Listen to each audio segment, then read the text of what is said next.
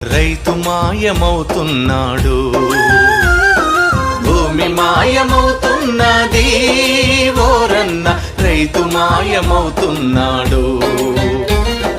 పరిశ్రమల పేరిట, ఫ్యాక్టరీల పేరిట, ఆధునికత పేరిట, అభివృద్ధి పేరిట పొలము గుండె తొలుచుకొని పొగగొట్టాలొస్తున్నా.